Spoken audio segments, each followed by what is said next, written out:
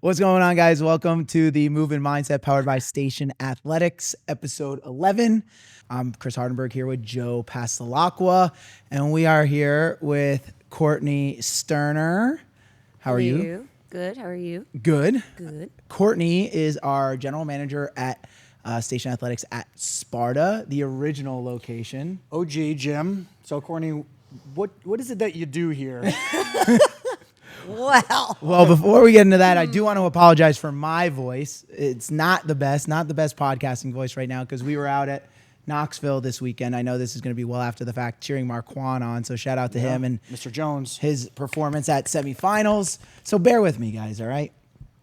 So yeah, like Joe said, who are you and what do you do? Yeah, or, you know wait. You know what? I read this and I thought a kindergarten cop. Who's your daddy and what does he do?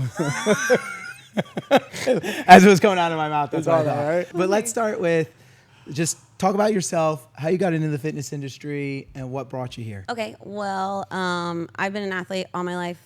High school, college. Well, half of college. Half is pushing it. Yeah, it really is. Anyway, so I originally wanted to go to school for teaching, and then things happened, and a few years later, I find myself at just your normal global gym. Okay. And at the time, I was just doing some personal training. This was probably, how old is Aiden? 16. Well, I don't know why you're asking me. Probably 12, 13 years ago. Okay. So everyone knows Courtney's older than me. Only by 2 months. Her birthday is this month, and she's older than me. By 2 months. She's still older than me. So anyway, I hate that so much. I hate it. So I got into personal training. During personal training, I actually got into like the bodybuilding shows. Mm-hmm. Did a few of those. My very last show, I actually used CrossFit to help me train, kind of like lean out, get a little more tone. You were living in New Jersey still. I was still living in Jersey, yeah. Get a little tone and whatnot. And during that, I actually fell in love with it so much that I was like, this is my last show. Like this is, I would rather be doing this than looking good on stage. Sure. So for me, it was just a quick mindset change, I guess. Mm-hmm. And then from there, I got my L1, started coaching, moved to Charleston. It was probably like, I don't know, 23, 24. No. What year? That? I don't know. Well, it was 2023? No, I said I was 23, Okay, so 24. how old are you now? You're 30. It was like 2012, 2014, in that range. Okay. Yeah. And then moved down to Charleston, managed a gym there, whatever, came back, and now I'm here. Met you guys. I actually met you guys. Yes. This is so how I came to Station is Nick Volpe randomly messaged me. Volpe. I know you're going to listen to this, you dick. Randomly messaged me on Instagram and said, hey, we're looking for a fourth for Wodapalooza. Yes. We qualified. Oh, yeah, that's how, because you were working at the other gyms up the road, some other places. Yeah. Yeah. We qualified. We need a fourth. Are you in? Yeah, I'm in. Sure. While training for that, Chris was like, hey, you looking for classes? Yeah, sure. Yeah. COVID. Boom. Yeah, that was. You started working with us right before COVID. Mm-hmm. Oh, yeah. Yep. Right before COVID. Man, that was so much fun. What a blast that was, being closed and wondering how we were going to pay the bills. Oh, yeah. Yeah, that was so great. It was great. That was so good. So you started coaching for us because we went to Wodapalooza. We competed January 2020. Yep. So literally right 2020. before. Yeah, because that was the last competition that we did, and then the whole country got shut down. Yeah, we didn't even know if it was going to happen. We were actually, me, Vicky, Tanya, and Brian were going to go overseas. Yes, you were. Because we went to Strength and Depth. Where were you going to go? We were going to go to the South America or Brazil or wherever it was in South America. I couldn't remember. Maybe it was Mexico. I don't know. That's the one we were going to do. It was like a last chance qualifier. Brazil, Mexico. Yeah, Brazil, Mexico. I don't know. Down there. Yeah. So then you started working for us. Then COVID hit. Yep. But eventually we got back open. Yeah, and then started coaching. I actually started working more for Joe, being an assistant there, and then we transitioned over. Yep, and then the GM job opened up, and now I'm here, now I'm the GM. Courtney's mother of two kids, right? She worked in the fitness space for a long time in different avenues. You didn't even touch, but she worked for MHP. Oh yeah, for a while I was fitness model, supplements. She worked in the supplement space, right? I didn't know that. Yeah. Yeah. So she's been in the fitness space for a long, long time. Really long time. And yeah. it was when she was working with me with some of the other businesses, like Yeah. it was always like pulling her, like, hey, I do these fucking reports because I need them. But she was so much more better fit. Yeah, in this space. For sure. So, you know, when we had the position here and it opened up, it was like, you know, I mean, we'll be honest with you.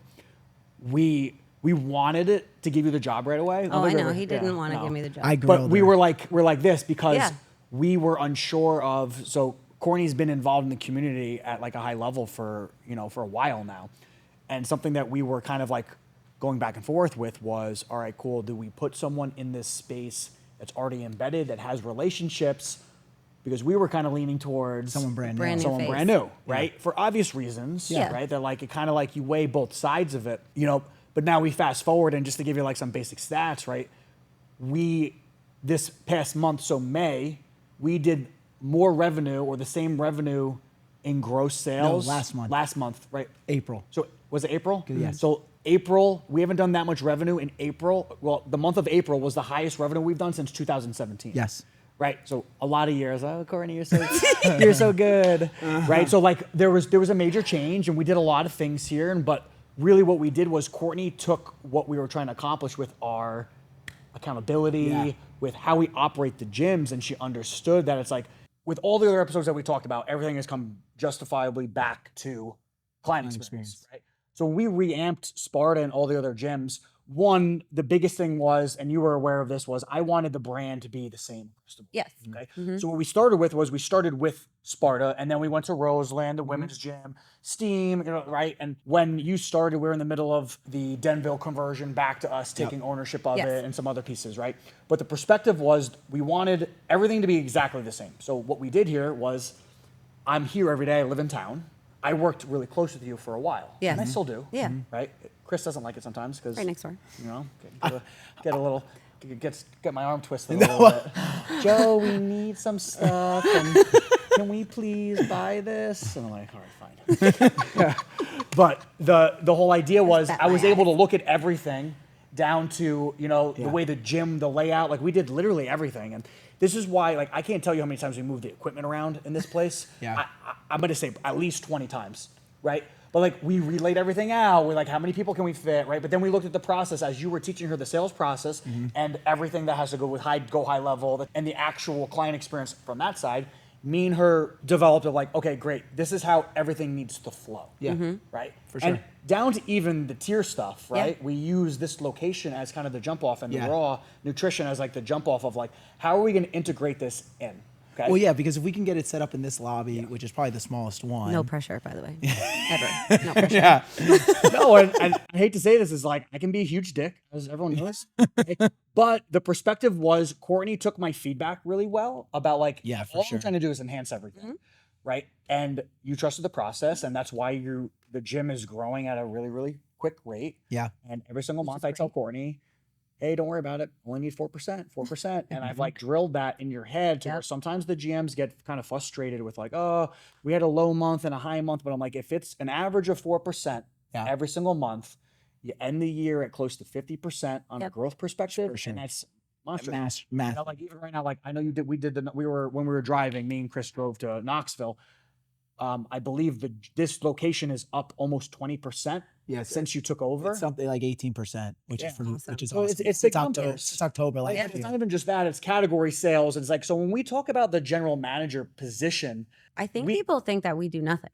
No, I really do, because I mean, what do you do really as a general manager of a gym? Because like that's literally what I was getting to. So like when you look at the general manager position, it's evolved so much. Yeah. Because it used to be heavily coaching classes. We just talked about this. Yes. How like you get one of our newer GMs, like Kevin, for instance, at Denville.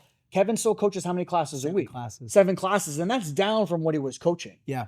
Right. Like Court, you basically fill now. You have a couple. What do you have? 4 to 6? You have not even. I have 2. Right. 2. Well, starting this month, it's like 2 every other month, every other week or whatever. Yeah. It's not a lot. Yeah. That position has changed so much. So when I think our very first general managing position was like 18 to 22 hours of coaching classes. Crazy. But retrospectively, the problem with that is you neglect all the other things because you don't have enough time in the day to do everything. Right. Because your job is, if I were to break it down into all the categories, you're coaching classes, you're making sure the staff is coaching properly, making sure the gym is organized. Okay. I mean, even dumb shit, like she just pulled a roll of toilet paper out because it wasn't filled. Right. Okay. Like, so the sheer process in the four walls of the gym. Yeah. Okay. And then the flip side of that is now you're running all the sales. Okay. You're scheduling all the consults. Okay. You're doing the actual consult. Yeah. And then you're trying to sell all the categories on top of it. On top, it's like accountability texts, making sure everyone's coming in. Okay. Now it's like, And then scheduling the events that you do every month, the internal challenge that's consumes so much time. Like you have about 25, 30 people, right? 25 people in that challenge. Internally, it's a lot of work. You're here on Sunday setting it all up, right? So the position has just grown so much. And Chris, I'll have you talk about this more because you do the actual hiring. As of right now, you and John do the hiring of that position.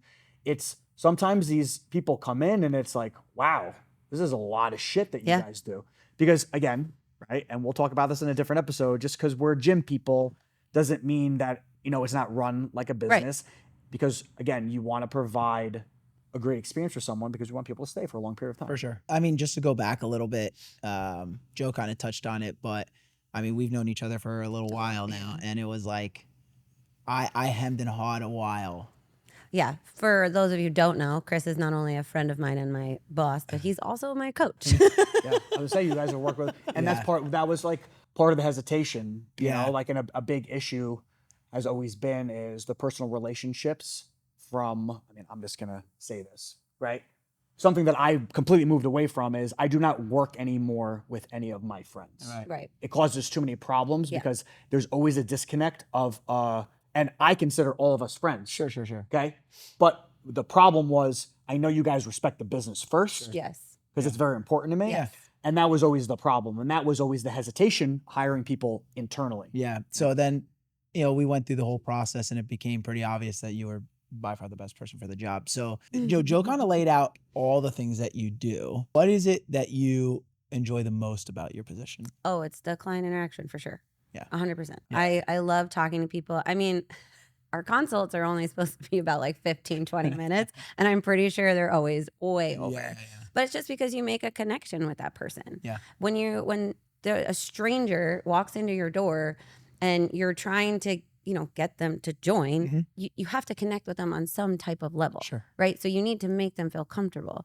I know if I walked in there and this person talking to me. It takes a lot for some of these people just to walk here, to walk through the door and be like, I want to try this. And then, you're in good shape, right? Like you visually meet the part too, right? So it's like people don't get that just for that person to get here. It takes a lot. You do that first. Yeah. And it's like almost like a sense of relief for that individual, because they're comfortable with that. I can't tell you how many people I've had like just completely open up. I've had people cry, tell me their whole life story, which is fine. I love that people feel that comfortable, but it's just like, wow, it took a lot for that person to walk through this door right now. Because you were never in sales. No, ever. And we talked about this with Shannon. This was actually I was very, very nervous about sales. I was like, people always are. Yeah. But when all it comes down to is, if you truly believe in the product, it's not really a sales job. Yeah. No, it's really not. Because you believe in what you're selling. And then what I was going to say next was, so you get these people to be comfortable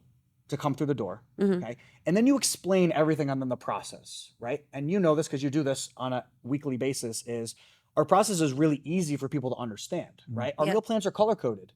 Right? We tell them exactly what to do. She's not afraid to be direct with their measurements, right? If someone goes on the InBody scale and they fucked up, right? She'll literally say like, okay, like we need to correct this. This is what we're going to do, right? But then the flip side of it is you're always here interacting with them and making them feel welcome in the entire process. So it's not just sales of like, okay, great, this is what you get, and you convince that person to come in, because we run into that with salespeople before, where they sell a pipe dream and they have no idea what actually is in the pipe dream. But then she delivers every single avenue. Yeah. So I'm fortunate that I go around to every single facility, right? Pluses and minuses to that. I wouldn't say But fortunate. I get to see all the unique aspects of the gym. So I want you to talk about, before I get into you a little bit more, I want you to talk about Station Road. What is unique about this community? What is it unique about the community you've created? What's unique about this gym versus maybe somewhere else? Ooh, that's a really good question. Mm-hmm. Wow. Well, first of all, I will say when I first came here, the one thing that I loved about this gym was I felt welcome. People who, regardless of who they were friends with, they still make you feel comfortable. Yeah. Like, I mean, every gym has cliques, let's be Sure. real, right? But my biggest thing was I don't like that, right? I want everybody to be one big clique, Yeah. right? So for me right now, the biggest thing is we don't have those. Yeah. I don't know if you guys have really noticed, but we don't have cliques. Yeah. I'm with you. Everyone's And I you know, think at all that- skill levels yes. too. Because most of the time in these type of gyms, like okay, this is a CrossFit gym, right? And the clicks that you typically get are the high level athletes Yes. versus people that are. We don't do And a sheer example of this is the people that are doing skill competitions. Caitlin and Pam. And they're working out, like they're a great example. They're working out right next to you, with Yep. Alex, and people that are in that realm. I was- there's no separation of Yeah. of that. I was just that, and that's what I was going to say is like the more like since October, the more I've taken over and the gym's just kind of flowing. Like there really isn't any of that, and everybody is so supportive. And for the open, perfect example, I had so many new people Yeah. sign up for the open this year, and then people who have been here for years that have never done the open, Yeah. but they came up to me and they said like I felt comfortable enough to do this. Yeah. And that's what I want, and that's what I love about this gym, and personally that's what I think separates us from a lot of the other gyms. For sure. I really do. So that actually segues really well. I mentioned it in Shannon's interview, but mentioning what I think, or Joe and I think your superpowers are. So each one of our general managers has a superpower. And so for me, and I want you to talk on this, is I think you care about the members like deeply, like Yes. very, very deeply. Yes. Like Joe mentioned, you were super nervous about sales, and you actually crush it in sales because of You how took your much you know the genuine- product and how Yeah. much you get to know the people, and then you do a great job of engaging the entire community. And that's exactly what Joe said as well, where you have people who come in here, like, let's face it, right? Like, this can be a very intimidating space, Imagine you walk through this door during our 3:30 class. right? And you've never worked out And before. everyone's sweating, muscles fucking everywhere, right? We're squatting a house, Yeah. right? And then But and then you seriously. have someone that's here to like, hey, I haven't worked out fucking ever, and I just want to lose weight. Yeah. It's how intimidating that is. Yeah. We talked about this on one of our previous ones about how so many, and this is my whole point, is it takes so much effort to get someone who that specific clientele base just to come here, to then instantly be intimidated by what's happening within the facility. Okay. So my point is, I guess, like, when you think of it like this, right? I said this in literally the last episode that we shot, is when someone takes the feedback of, hey, why don't you just lose weight? But if it was that simple for them to just go lose weight or follow a diet, They because you would. don't know what they have going on in their Right. life, or like maybe they work 14 hours and they wake up at fucking 5 a.m. and they drive to New York, or like whatever Right. the issue is, or they come home and they only have 2 hours with their kids, right? And that is what it is. And they don't know what kind of boss they have, or if they're allowed to stop for, like, there's so many variables. So for someone to just say like, hey, you should just go to the gym, but they haven't done it in 25 years or 20 years or 15 years. That's hard to start up again. So my point is, creating comfortability for someone just to walk through the door is probably the most important thing. And you've done that for sure. Something we've talked about before is some at gyms like this, ones that are poorly run, right? You can have some people, you mentioned it, the cliques, but a lot of times it's like, it can be almost like a hierarchy in terms of ability, which is ridiculous, but it does happen. And that doesn't happen here. So I guess for you, what does the system look like from the moment someone wants to get involved through the nurture process? And then once you get them into the gym, how do you make sure every single person who walks through the door feels connected and part of the community? Okay, those are great questions. Honestly, guys, I just be myself. I mean, I know that sounds so silly, and I know that's like I'm just like a very open person. So the moment, we get a lead, right? So that's before they even walk through the door. Right. You have to contact that lead, right? We have our process, whatever. A lot of people, they just, I'm like, okay, so what brings you in today? Like what, what's your schedule like? What are you looking for? Why are you coming in? And a lot of people will be like, once they come through the doors, it's like, well, I saw the ad. Okay, well, let's back up. Why did you click on the ad once you saw it, right?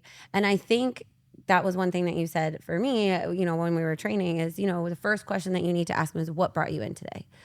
Well, I continued to get the ad, which I just felt like right there, they're putting up a wall. Yeah, for sure. Right. So for me, I want to get to know that person and I want them to know that I want to get to know them. So being like, okay, besides clicking on the ad, what made you click on the ad? Like, what is your reason what's your for being motivation? here? Yeah.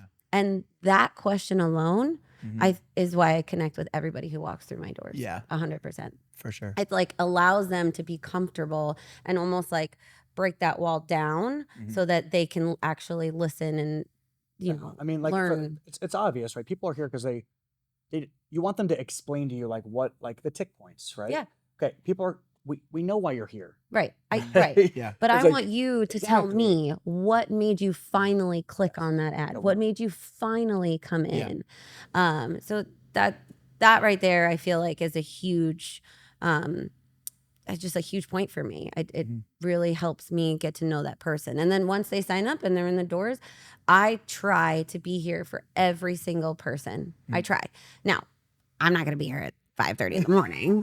However, I trust my coaches enough at that time to make those people feel comfortable. So the next step I always take is, hey, this person's starting this day at this time. Please make them feel comfortable. And it's just like, letting them know who's going to be coaching that day so they don't feel like, oh, who's the coach? Well, that's huge because a lot of times people will come in and we've seen it. They'll walk into the lobby and they're just like, They are deer in the just headlights. stand there. Someone, They don't know where to go. someone come help me. Someone come save me. And right? I've had people ask me that, like, well, how would they know? And I'll be like, trust me, they'll know. You'll look like a deer in the headlights. But I'm also telling those people, like, hey, you have someone starting Right. today. And that's huge because from a coach's perspective, right, you want to know when someone new is coming into the building. You don't want to be surprised when you get someone new because it's probably going to take you walking through where the things are, going over what the things on the board means, going over scaling. Like it's a lot. Even It as is a lot. simple of like, put your stuff over here. Yes. Yeah. Yes. And that's why I try to be here for the new people, because I know that the coaches have a lot going on. Sure. Right. Especially the transition of classes. Like, people want to talk to them. They're trying to get scores from other people. Now there's new person walking through the door. So I want to make their job easier, but I also want to make this person feel comfortable. So for me, if I'm here, that introduction is the first thing I do. Then I take them around the room and I explain things just so they know, like, hey, you're going to be fine. You're going to be comfortable. Everything's going to be okay. Like, it's nerve wracking. Yeah. I mean, But that's huge because, I mean, you kind of touched on it in one of our previous episodes that a lot of people need the hand holding longer than they think. And to be able to have, Some people don't even think they need it at all. Right. And to be able to have that person there, like what I hear you saying is kind of like you're a professional support system. Yeah. Like, I'm going to I support want to my be that. coaches to Yep. make sure they know I'm there to help them and make sure I can, I'm keeping them in the loop on when someone's coming in. I'm going to support this person every step of the way from the moment they click on an advertisement or they get a referral or, to be texting them to getting to know who they are before they come in. Then they come in and the first thing I'm going to do in the consultation is who are you and what do you do, right? What brings you in? And then from there, it's like, okay, cool. I've gotten to know what your goal is. Now I'm going to get you integrated in our community and I'm going to hold your hand through the process so that it's a clean transition. And then next thing you know, it's like, man, you got people, like you mentioned the 330, like you got people like Brian who comes in and talks wrestling with us every single day. We've gotten to know his sons, right? Pam and Caitlin are now doing competitions, which we just trained together yesterday. which I'm sure they probably would have never signed up for if you weren't pushing them to push their limits and, basically building them up. Pam win competition? Pam just took first place in the Festivus game. Yes. And so, But talking about that one, like just talking about support and whatnot, like they didn't want to do it because Scaled had to do rope climbs. Oh, that's a different. It's, whole other topic. anyway. I already went off on Yeah. that. Anyway, but they were so hesitant on it. And I said, instead of looking at this movement like, this is one movement I can't do, I'm not going to do this comp, but I can do everything else. Why have that mindset? Switch your mindset.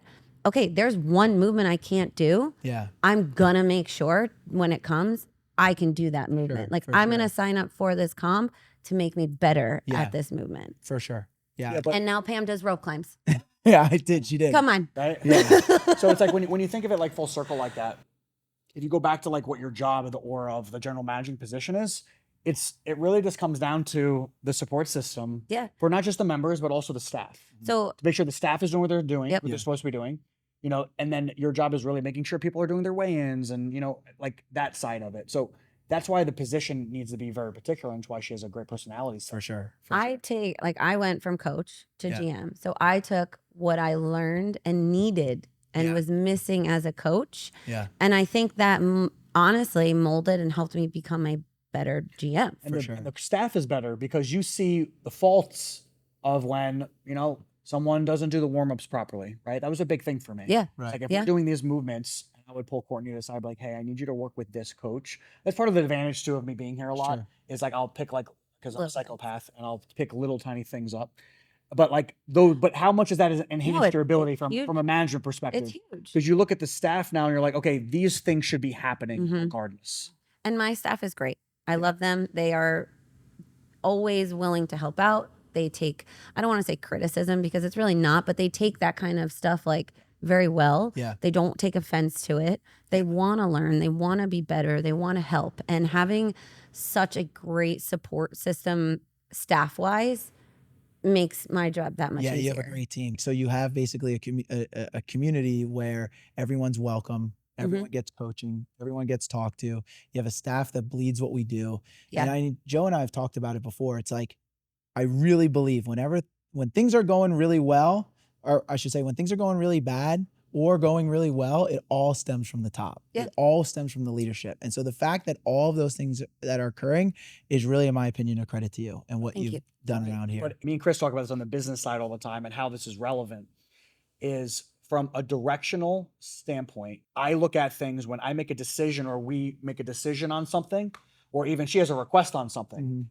It's all about execution. Right. We've given the fucking framework of gyms away for free to people. Mm-hmm. No one executes it. That's why I don't care about talking about all these things and about the automation and the lead nurture and all these things, because if it's not executed exactly how we see it to be fit, it just doesn't work. Yeah. Sure. Right. So my point to that is she executes on the things that we do, and that's why the gym is growing the way it's growing. For sure. I also wanted to prove Chris wrong. Yeah. Well, hey, I said there from the jump. What? There's something about that. I was like, listen. Oh yeah, you don't think I can fucking do it? Yeah. Watch me. That was the thing. So I was like, here are my concerns.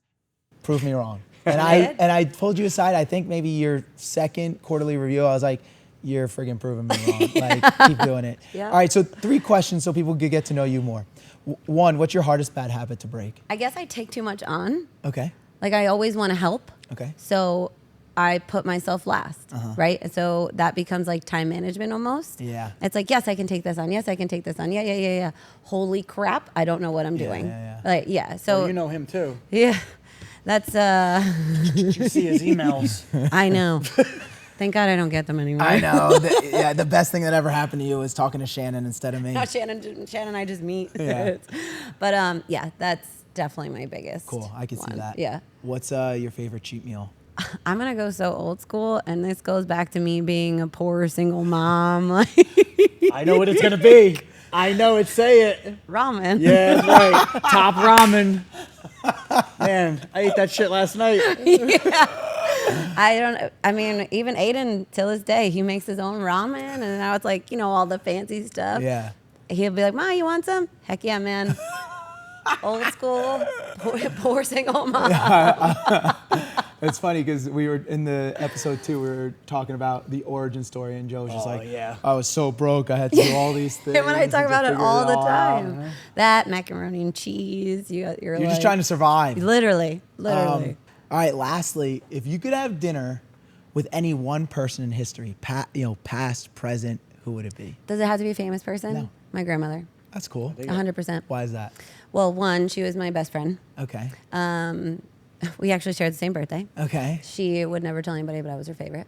But she just always believed, not that people don't believe in me, but she was one that was just like, you're going to do so much. Cool. Like, So I would love to like have a meal with her and be like, look, Graham, look at what I did. Look at what I'm doing. That's really cool. You know, like I also just missed the crap out of her. So. Yeah. That's Yeah. cool. I like that Yeah. one. Hi, Cool. Grandma.